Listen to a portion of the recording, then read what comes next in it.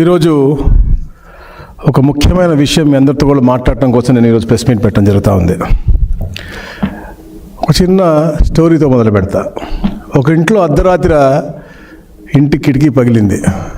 ఉదయాన్నే లేచిన తర్వాత కావాలని ఆ ఇంట్లో వాళ్ళ పక్కింటి వాళ్ళ మీద పోలీస్ కేసు పెడతారు. తర్వాత పోలీసు వారి విచారణలో తెలిసింది ఏంటంటే ఇంట్లోనే ఇంటి దొంగ ఉంది. కాకపోతే ఇంటి ఓనర్ కూడా కావాలని చెప్పి పక్కింటి వాళ్ళ మీద ఉన్న దొబ్బుదేలతో ఈ కేసు పెట్టించాడు. అట్లా ఉంది ఈ రాష్ట్రంలో పరిస్థితి. ఎందుకంటే ఈ గొడ్డల పార్టీ అధ్యక్షుడు ఏదైతే అతని గత అవినీతి బయటపడతా ఉందో, అతని పార్టీయే అబద్ధాల పునాది పుట్టినటువంటి పార్టీ. ఈరోజు మనం చూస్తూ ఉన్నాం. మొన్న ప్రెస్ మీట్ పెట్టాడు, నేను చాలా అమాయకుడిని, చాలా మంచివాడిని, మా తాత దైవత్వ సంబూధుడు అని చెప్పిన తర్వాత వాళ్ళ ప్రాంతంలోనే మీటింగులు పెట్టి 200-300 కుటుంబాలు ఫోటోలు పెట్టుకుని బయటకు వచ్చి ఇలా మాకు అన్యాయంగా మా ఇంట్లో కుటుంబాలు చంపేశారని రోడ్డు మీద మీటింగ్ పెట్టుకునే పరిస్థితి వచ్చింది. అలాగే అవినీతిలో వాళ్ళ పిఏ అయితే కేఎన్ఆర్ ఉన్నాడో అతనిలో వేల కోట్ల రూపాయల ఆస్తులు అతను బినామీ, అంటే అతనికే బినామీ ఉంటే మీకెన్ని బినామీలు ఉన్నాయని చర్చించుకునే తరుణంలో ఏదో ఒకటి అలజడి సృష్టించాలి అని ఒక కుట్ర. వాళ్ళ పార్టీ గొడ్డల పార్టీ. మనం గతంలో చూసాము, బాబాయిని చంపేసి మెడకాయలు తీయటం వాళ్ళకి మామూలుగా, అంటే వాళ్ళకి అలవాటు ఎప్పటి నుంచి కూడా, ఇది మనిషి అయినా అవ్వచ్చు, విగ్రహం అయినా అవ్వచ్చు, తీయటం వాళ్ళకి అలవాటే. బాబాయిని చంపి దాన్ని కూడా మా మీద అయిపోయారు. వాళ్ళు హయాంలో ఉన్నప్పుడు జరిగినటువంటి అన్ని హత్యలు కూడా అవి మేము చేయలేదని శుద్ధపూసలని మొన్న మీటింగ్లో చెప్పుకున్నాడు. అంటే నేను చెప్తా ఉన్నాను, వాళ్ళకి ఒకటే కావాలా, ఇది రాష్ట్రం అభివృద్ధి చెందకూడదు, ఎప్పుడు అలజడి సృష్టించాలి, యువతకి ఉపాధి కలగకూడదు, నో జాబ్స్, నో ఇండస్ట్రీస్, వచ్చే వాళ్ళని కూడా తరిమి కొట్టేయాలని తప్ప రాబోయే తరాలు బాగుండాలని ఎప్పుడు ఆలోచన ఉండకూడదని చెప్పేసి కూడా వాళ్ళు ఆలోచన చేస్తూ ఉంటారు. ఎందుకంటే ఇక్కడ చూస్తూ ఉన్నాం, వాళ్ళ పేరు వాళ్ళు సాధకం చేసుకుంటా ఉన్నారు. మొన్న మనం చూసే నంద్యాల జరిగిన సంఘటన, రాజశేఖర్ రెడ్డి గారి విగ్రహాన్ని వాళ్ళ అనుచరులతోనే విధ్వంసం చేసి తలకాయని తీసేసి దాన్ని ఏదో తెలుగుదేశం పార్టీ నాయకులు చేశారని చిత్రీకరించిపోయి దొరికిపోయినటువంటి పరిస్థితి. వాళ్ళ సొంత మనిషి, వాళ్ళ మాజీ ఎమ్మెల్యే యొక్క సొంత మనిషి జంబులయ్య, మనం చూస్తూ ఉన్నాం ఎలా తీసాడో మీరు చూడండి ఒకసారి వీడియో.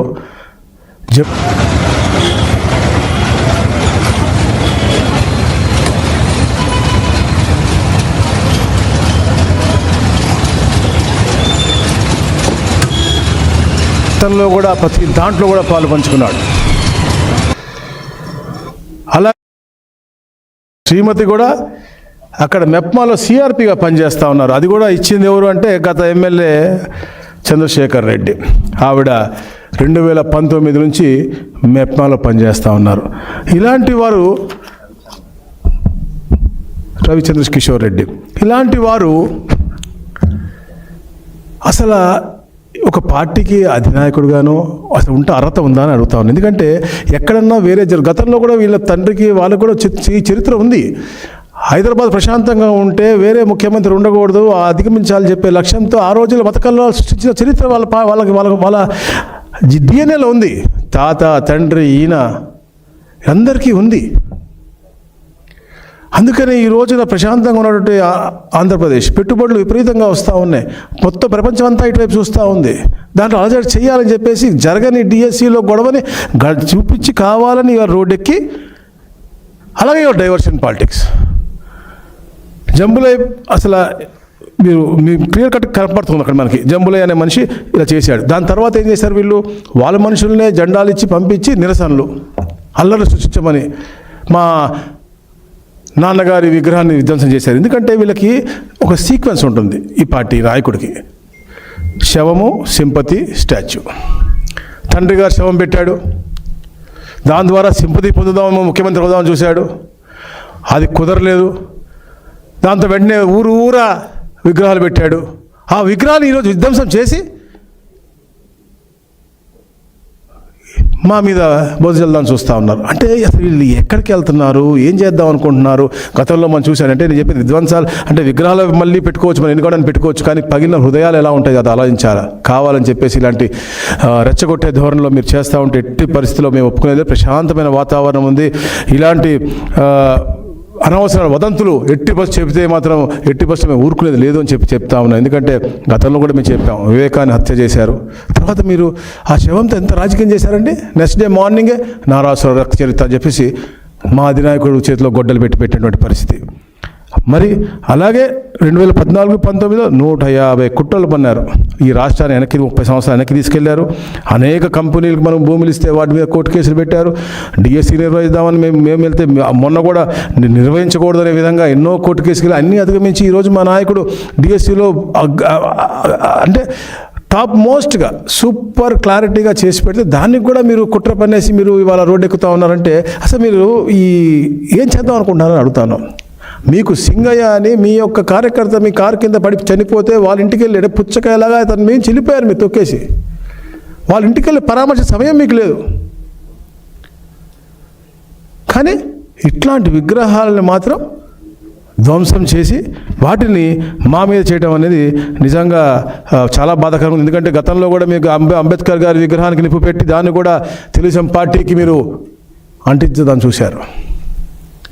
అంటే మీ క్రూరత్వానికి మీ యొక్క మానసిక పైశాచికత్వానికి ఇంటికి కూడా అది నిదర్శనం అని చెప్పేసి కూడా నేను తెలియజేస్తా ఉన్నాను. ఎందుకంటే జంబులో ఎవరైతే ఉన్నారో అతనే వచ్చి నేను ఎందుకు చేశాను, ఎలా చేశాను, ఏ పార్టీలో ఉన్నాను కూడా అతను సొంత వీడియో కూడా ఉంది. కానీ ఈ సాక్షిలో రాదు. ఎందుకంటే ఇది వాళ్ళకే హానికరమైంది. అదే మామూలుగా రాజశేఖర రెడ్డి గారి విగ్రహం ఎవరైనా ధ్వంసం చేస్తుంటే సాక్షిలో ఫ్రంట్ పేజ్ పెట్టి ఇంకా ఈ రాష్ట్రంలో అందరినీ కూడా రెచ్చగొట్టే ధోరణితో మీరు మాట్లాడేవాళ్ళు. ఎప్పుడైతే దొరికిపోయారో దొరికిపోయిన తర్వాత ఈరోజు మళ్ళీ దాన్ని సబ్సైడ్ చేయడం కోసం మీరు వేరే అన్ని తీసుకొచ్చి ఈరోజు రోడ్డు మీద మీ కార్యకర్తలు రోడ్డు మీద డిఎస్సి అని అదాన్ని పంపిస్తూ ఉన్నారు.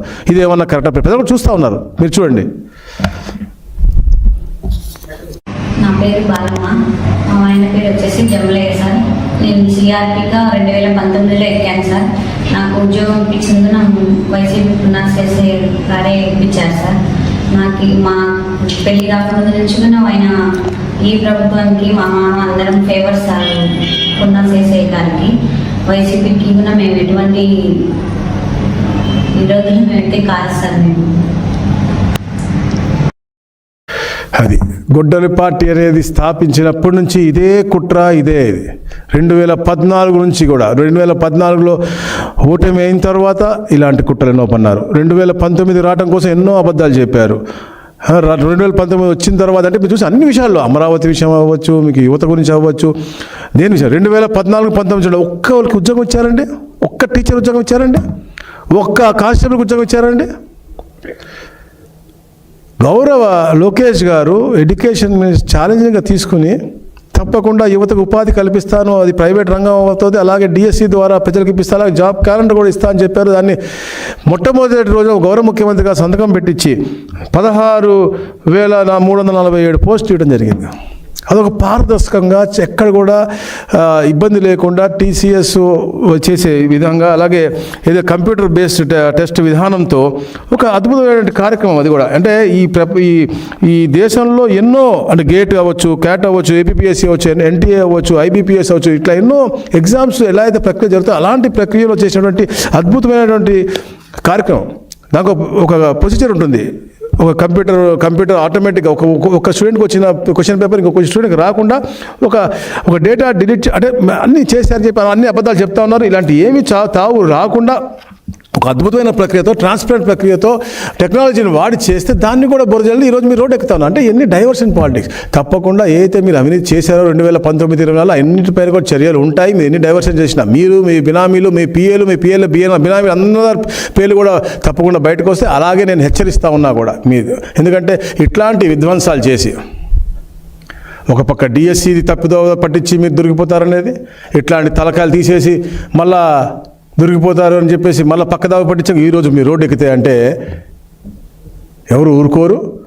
మీకు అలవాటు ఉంది మనుషులు తలకాయలు తీయటం, విగ్రహాలు తలకాయలు తీయటం. కానీ ఇది ఎదుటి వాళ్ళ మీద వేసి కుట్ర వేసి మీరు కావాలని మీరు ఇట్లా అశాంతిగా ఈ రాష్ట్రాన్ని ఎన్నో అంటే గతంలో మీ తండ్రి గారు చేసినట్టు హైదరాబాద్లో చేసినట్టుగా ఇక్కడ చేయాలనుకుంటే ఈ తెలుగుదేశం పార్టీ కానీ పోలీసు వారు కానీ ఎవరు కూడా ఒప్పుకోరని చెప్పి తెలియజేస్తా ఉన్నాను.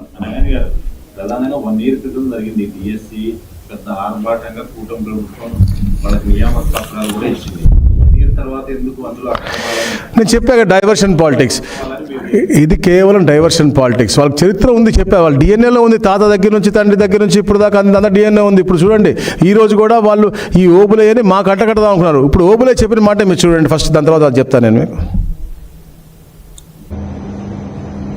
సార్ నా పేరు చాకలి జమ్ములయ్య, మా నాన్న పేరు చాకలి నాగయ్య.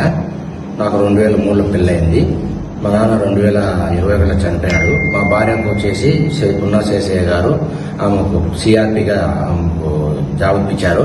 నాది కూడా అడగమని కొద్దిగా అడిగాను, పెండింగ్లో పెట్టాడు కొద్దిగా, దేనికోసం తెలియదు నాకు. నేను ఇప్పుడు వైసీపీలోనే కొనసాగుతున్నాను సార్.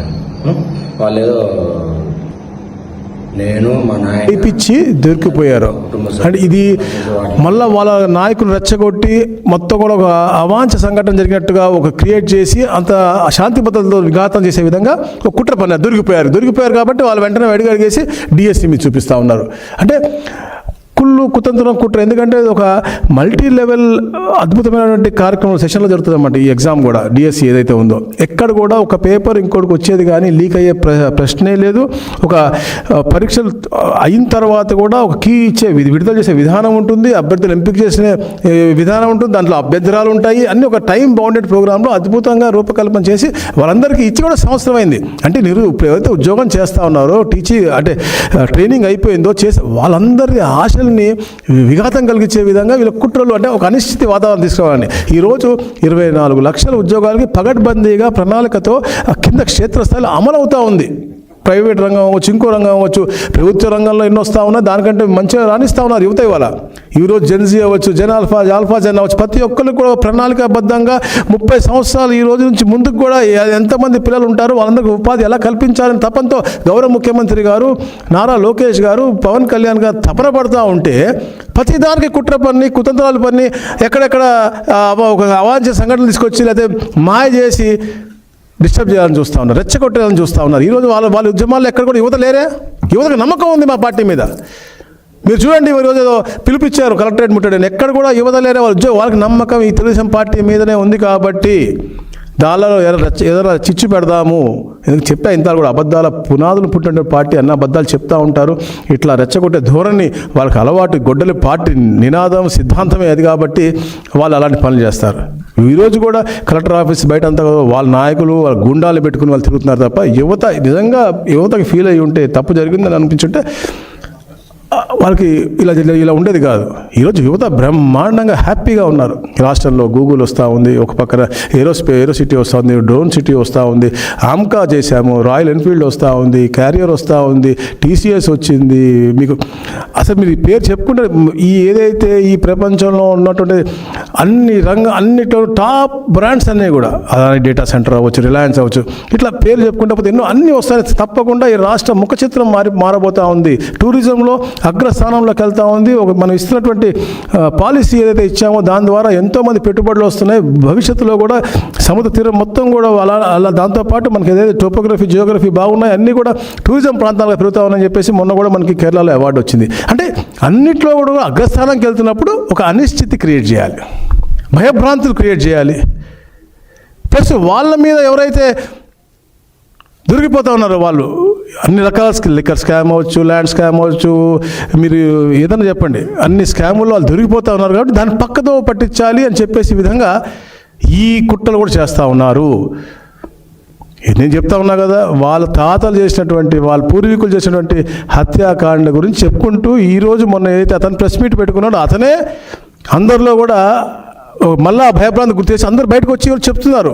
ఎక్కడ బయటకు వచ్చేస్తుందో అని చెప్పేసి భయంతో మళ్ళీ ఈ కుట్ర పన్నాడు. లేకపోతే నంద్యాలలో వెళ్ళి వాళ్ళ తండ్రి నాయకుడు అతనే తలకాయ తీపించుకుని అతనే మళ్ళీ ధర్నాలు చేపించామంటే ఇట్లాంటి పర్వర్టెడ్ మనిషిని మనం ఈ ప్రపంచంలో ఎక్కడ చూడము. అందుకని అతను గొడ్డలి పార్టీ యొక్క అధినాయకుడు అయ్యాడు, ఆ గొడ్డలి పార్టీ యొక్క అధినేత అయ్యాడు. అతనికి నిజంగా మేము మాత్రం చెప్తాను, తెలుగు ప్రజలు మాత్రం ఎట్టి పరిస్థితుల్లో అతనికి క్షమించరు. ఆ 11 కూడా ఎందుకు ఇచ్చామని బాధపడే రోజులో ఈరోజు వాళ్ళు బాధపడతా ఉన్నారని చెప్పేసి కూడా తెలియజేస్తాను. Thank you.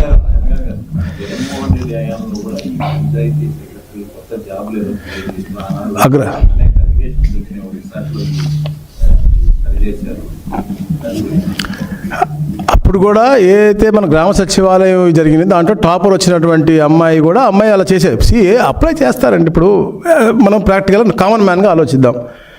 It's an open domain, అందరూ అప్లై చేస్తారు.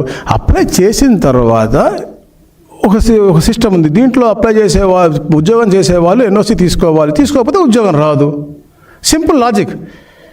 సిస్టమ్ అప్లై చేసిన వాళ్ళందరినీ కూడా మనం స్క్రూటినీ చేసి వచ్చిన తర్వాత మనం చూసుకుంటాం. కానీ వాళ్ళు మాత్రం అట్లా చేయలేదే. వాళ్ళు అమ్ముకున్నట్టు ఉండే గొడవలు అప్పుడు మనం చూసాము. వాళ్ళు ఇంకా పనిచేస్తున్న పరిస్థితి మనం చూసాం. సరే, ఎవరు పొట్టగొట్టాలన్నా ఎవరు చేయాలని మేము అలా తప్పు ఆలోచన మేము చెయ్యం. కానీ ప్రక్రియ అనేది మా దగ్గర సిస్టమ్ క్రిస్టల్ క్లియర్గా ఎక్కడ కూడా తప్పు జరగనటువంటి ప్రక్రియ, ప్రపంచం ఏదైతే పాటిస్తూ ఉందో టెక్నాలజీ, అలాంటి టెక్నాలజీ జంబ్లింగ్ చేసుకుంటూ ఏది కూడా లీక్ అవ్వకుండా ఉండే విధంగా ఇది రూపకల్పన చేసి ఇది సక్సెస్ఫుల్గా దేశంలో విదేశాల్లో ప్రూవ్ అయిన ఏదో మెథడాలజీ ఉందో దాని ప్రకారంగా చేసాను తప్ప ఎక్కడ కూడా మిస్టేక్ జరగలేక. సంవత్సరం తర్వాత వాళ్ళ కుట్రలు కుతంత్రాలు బయటకు వస్తున్నాయి కాబట్టి ఈ పక్కదోవ పెట్టే విధంగా ఈరోజు ఈ కార్యక్రమం పెట్టుకుని వాళ్ళు బయటకు ఎక్కారు తప్ప ఏది కూడా లేదు. ఉద్యోగస్తులు చేసేవాళ్ళు హ్యాపీగా ఉన్నారు. ఉద్యోగం లేని వారు కూడా భవిష్యత్తు తప్పకుండా ఉద్యోగం వస్తుంది. ఎందుకంటే వాళ్ళ చరిత్రలో వాళ్ళు కానీ వాళ్ళ ప్రిడిసెసర్స్, వాళ్ళ పార్టీలో ఉన్నటువంటి ప్రిడిసెసర్స్ కానీ వాళ్ళ ముందు పార్టీలో ఉన్నటువంటి వాళ్ళు కానీ ఎప్పుడు కూడా డిఎస్సీ పెట్టిన దాఖలాలు లేవు. ఎప్పుడు ఇచ్చినా కూడా ఈరోజు మేము గర్వంగా చెప్తాను అన్నారు. మొన్న చెప్తాను, వాళ్ళ అమ్మకి చంద్రబాబు నాయుడు గారు ముఖ్యమంత్రి గారు అప్పుడులో ఉన్నప్పుడు ఉద్యోగం వచ్చింది, పాపకి ఇప్పుడు వచ్చింది అంటే అప్పుడు ఇచ్చిన కానీ చంద్రబాబు నాయుడు గారిదే. ఈరోజు లోకేష్ గారిది, చంద్రబాబు నాయుడు గారు తప్ప ఇంకెవరిది కాదు. తప్పకుండా భవిష్యత్తులో కూడా రాబోయే తరాలు బాగుండాలన్నా, పిల్లలు బాగుండాలన్నా, తప్పకుండా వాళ్ళకి ఉపాధి కలవాలన్నా తప్పకుండా తెలుగుదేశం పార్టీ ద్వారానే సాధ్యమవుతుంది. చంద్రబాబు నాయుడు గారు, లోకేష్ గారి ద్వారా సాధ్యమవుతుంది. Thank you.